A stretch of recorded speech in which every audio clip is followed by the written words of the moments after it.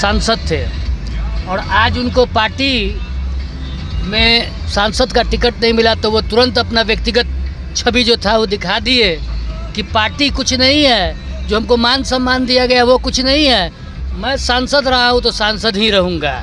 और जहाँ वो गए हैं, आप भी जान रहे हैं कि देश को डुबाने वाली पार्टी सबसे बड़ी पार्टी है अगर कोई है तो वो है कांग्रेस पार्टी, जो जिसका कोई आधार कोई निराधार, जिसके बड़े बड़े कोई भी नेता का आप देख लीजिए जो ऐसा बात करते हैं कि 30 लाख नौकरी देंगे तो देश को ही क्या से क्या बना देंगे, पहले क्या कर रहे थे। इसलिए अजय निषाद जी ने मेरे हिसाब से अपने व्यक्तिगत राय से, पार्टी की राय से अजय निषाद जी ने ये गलत कदम उठाया है। उनको पार्टी में ही रहना चाहिए था और पार्टी उनको बिल्कुल अच्छे पद पे अच्छे मान सम्मान के साथ रखती, लेकिन उनके जाने से तब बीजेपी को कोई फर्क पड़ा है और न पड़ेगा। नहीं तो हाँ, हमको ये बताइए कि जो निषाद समाज का जो वोट बैंक है, जैसे कि राजभूषण निषाद चौधरी वो भी निषाद समाज से आते हैं और अजय निषाद जी वो भी निषाद समाज से आते हैं, तो क्या लगता है निषाद समाज का वोट बैंक में कितना असर पड़ेगा? देखिए, निषाद समाज हो, आज के डेट में कोई भी समाज हो, मैं हर समाज की बात करता हूँ, सभी समाज में लोग पढ़े लिखे हो गए हैं, शिक्षित हो गए हैं। आदरणीय नीतीश कुमार जी ने बिहार में इतना ज़्यादा डेवलपमेंट किया है, हर मामले में, शिक्षा के मामले में हो, रोड के मामले में, बिजली के मामले में हो, कि लोग जातिवाद पे अब ज़्यादा नहीं जाते हैं। तो निषाद समाज में भी सब लोग जागरूक हो गए हुए हैं। तो अब ये नहीं कि हम निषाद है तो हम ही को वोट करेंगे, वो नहीं, वो ये देखेंगे कि हमारे देश का विकास किसने किया, हमारे राज्य का विकास किसने किया, हमारे समाज का विकास किसने किया, हमारे शहर का विकास किसने किया है। इस बार का वोट इसी आधार पे पड़ने जा रहा है, कोई सामाजिक और जातिवाद पे नहीं पड़ने जा रहा है। अच्छा, ये बोल रहे हैं ना जी, ये बोल रहे हैं कि मुकेश सहनी जी बोल रहे हैं कि जदयू पार्टी को 5 सीट भी नहीं मिलेगी अभी तक, जहाँ से जदयू पार्टी लड़ रही है वहाँ से 5 सीट भी नहीं मिलेगी। पहले तो सबसे पहले तो हम मुकेश सहनी जी को ये कहना चाहेंगे कि जदयू पार्टी को 5 सीट मिलेगी कि नहीं मिलेगी उसकी चिंता वो न करे। जदयू पार्टी तो पूरी जितना भी जदयू का सीट है उस पर बहुत अच्छा बहुमत से आ रहे हैं और उनके सहयोगी भी आएंगे। आप बताइए कि आपको 1 सीट भी खाता भी खुलेगा कि नहीं खुलेगा, ज़रा ये बताइए। दूसरे की चिंता में क्यों पड़े हुए हैं?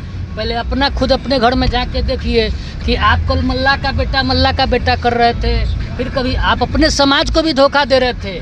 आप बताइए, जिसका विरोध कर रहे थे आप उस पार्टी से आज गठबंधन में चले गए हैं, तो आपका तो कल आपका क्या होगा खुद पता नहीं है। और जदयू को तो देख लीजिए कि हर जगह मान सम्मान दिया जा रहा है। जदयू का विकास पूरे राज्य में दिख रहा है, चाहे वो रोड हो, सड़क हो, बिजली हो, शिक्षा हो, किसी भी अस्पताल में के मामला में एक से एक आप देख लीजिए कि बिहार पहले 15 साल 20 साल पहले कहाँ था और आज क्या है, तो उनको खुद समझ में आता है। तो कहा जाता है कि पहले अपने अंदर झांक के देख लीजिए, दूसरे के ऊपर झांकने का ज़रूरत नहीं है। आप अपना देखिए कि आप अभी कहाँ पर हैं, किसके गोद में जाके बैठे और कहाँ बैठे हुए हैं। नहीं, वो जैसे कि अभी जो अजय निषाद जी बोल रहे हैं कि जो हमको भाजपा वाला काम नहीं करने दे रहा था, प्रेशर बना रहा था, ये मत करो वो मत करो, इसके बारे में आप क्या कहें? देखिए, ये सब गलत बात है। भाजपा में थे तो आपको काम नहीं करने दे रहा था।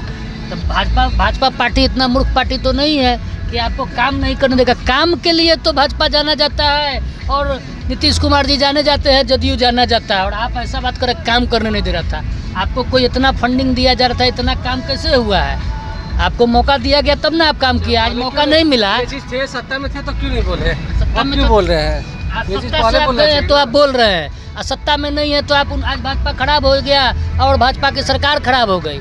और सत्ता में थे तो उस समय जय जय जय जय मोदी जय बीजेपी कर रहे थे।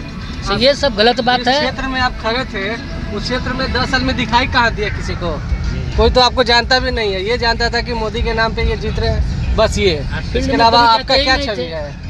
एग्जिट पोल, सर्वे पोल जो करा के देख लीजिए आप, सब जगह लोग कहता था कि कभी जाते ही नहीं थे। अपनी गलती को नहीं मानिएगा और दूसरे को बताइएगा कि दूसरा हमको ऐसे नहीं करने देता था। सिर्फ आप ही से जो दुश्मनी था क्या बीजेपी को, और किसी सांसद से नहीं था। कोरोना काल में बताइए, आप दिखे कहाँ एक बार भी?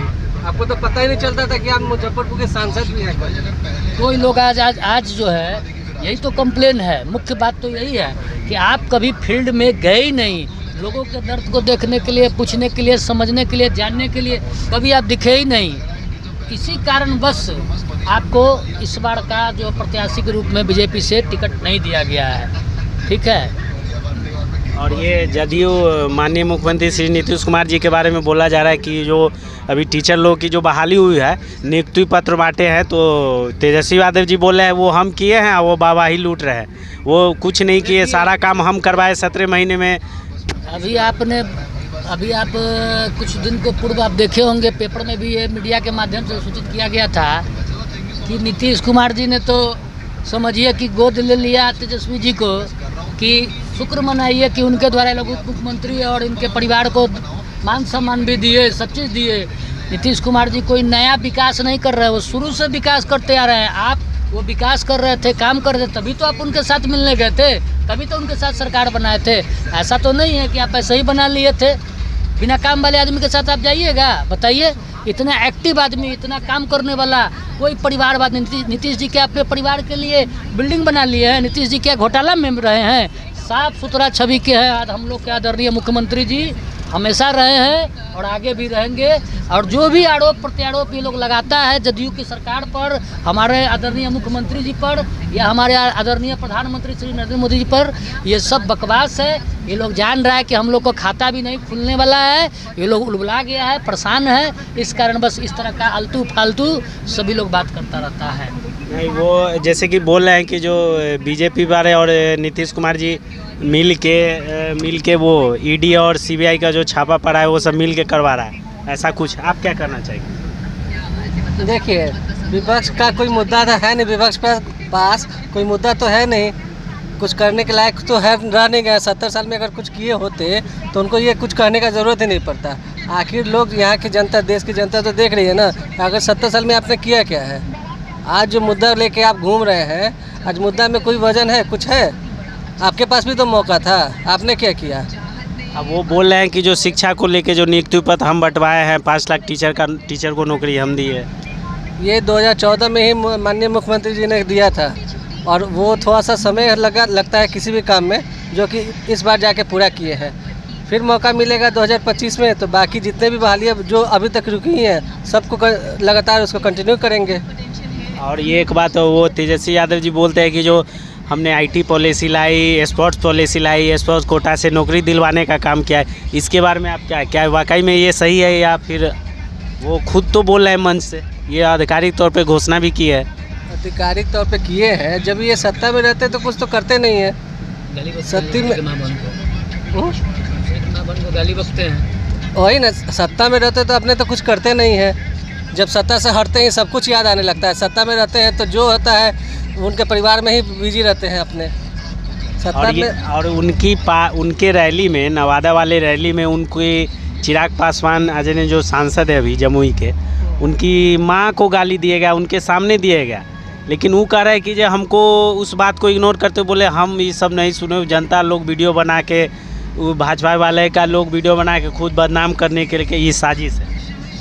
एक चीज़ बताइए, वहाँ पे जो आप जितना भी रैली हो रहा था, वहाँ तो भाजपा के लोग तो गए नहीं थे, वहाँ तो खुद उनके ही लोग थे। वीडियो कौन बनाएगा? भाजपा के लोग बनाएंगे ना। जब ये भाजपा के लोग गए ही नहीं थे तो वीडियो कौन बनाएगा? और वहाँ पे तेजस्वी यादव जी खुद मौजूद थे, उनके मौजूदगी में कुछ बोला गया।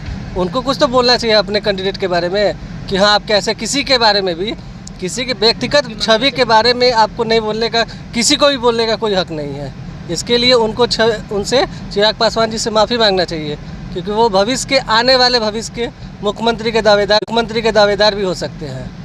और ये पूर्णिया वाली रैली में वो बोले थे कि जो पप्पू यादव जो कि कांग्रेस में, उनका पार्टी कांग्रेस में विलय हो गई और वो निर्दलीय चुनाव लड़ रहे हैं।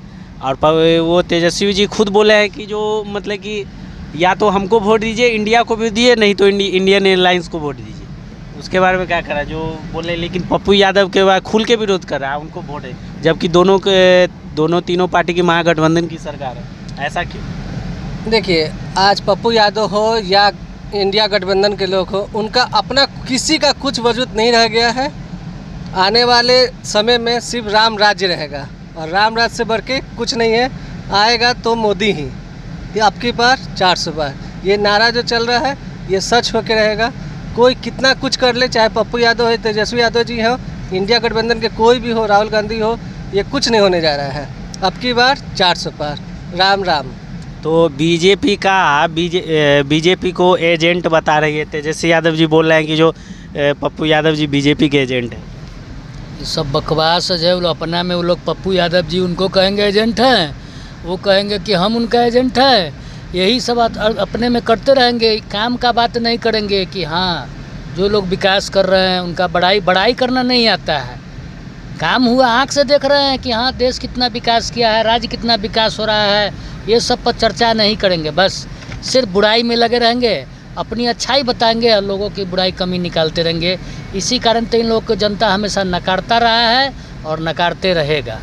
और आखिरी में चलते चलते आप अपने पार्टी के जो माननीय मुख्यमंत्री श्री नीतीश कुमार जी, उनके बारे में 2 शब्द। मैं अपने आदरणीय मुख्यमंत्री श्री नीतीश कुमार जी के बारे में इतना ही कहना चाहूँगा कि हमारे मुख्यमंत्री जी साफ़ सुथरा एवं स्वच्छ छवि के नेता हैं।